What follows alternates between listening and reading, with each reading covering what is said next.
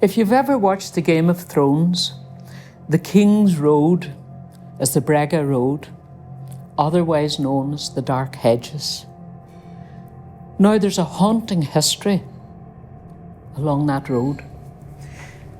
You might wonder, it starts way back in the time of James VI of Scotland.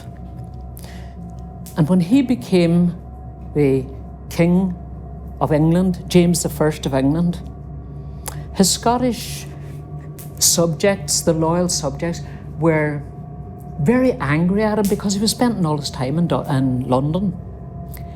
So, just to appease them, he decided that he would give them land. And the place he chose the land from was Ulster. And he gave the first piece of land to a cousin of his who was also called James Stewart. And the place that he got was the whole estate around Stranocum. Now James and his wife came over and they looked at the land, and it was a beautiful place. And he said, I'm going to build you a magnificent house here. So when they went back to Scotland again, he made plans that he would come over and oversee the building of a house for his wife. And he said to her before they left, I'll meet you there. Well, as you know, the sea between Scotland and Ireland can be very, very rough. And it was an awfully rough night that they chose to travel. And the ship was buffeted from side to side with waves, and the sails were blown and the mast broke off. And once the mast breaks in a ship, really, you can't do very much about it. And that ship sank to the bottom of the sea. The crew and the passengers with it.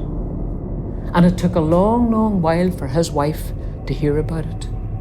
And when she did, she went into a total depression. Melancholia, they called it.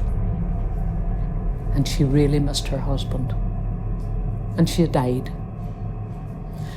Now, over 100 years after that, another James Stewart, a descendant, inherited the land. And he married a woman from Tyrone, and her name was Grace Lind. And he said to her, I'm going to build you a magnificent house. And it's strange how history repeats itself. And he did. He built Grace Hill, named after his beloved wife. But there was something missing in it. And she said, I miss the countryside. I miss the trees of Tyrone. And he said, well, I will plant an avenue of trees for you. And he did. He planted 150 beech trees on either side. And those grew, and eventually, in strange shapes, really some would say grotesque shapes, and they tangled and entwined, and they reached across the avenue until they made a tunnel.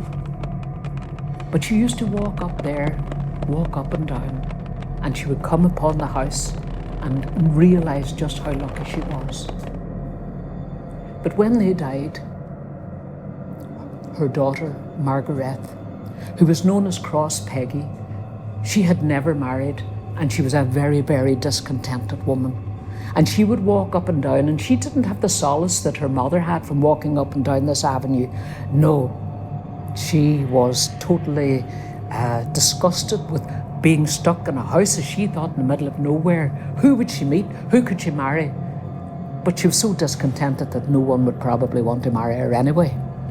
And some people say that the grey lady who's seen flitting in and out of the trees and across the avenue is the ghost of Cross Peggy. But there's another story. That may not be the ghost. It could be the wife of the first James Stewart, whose husband said to her, I'll meet you there.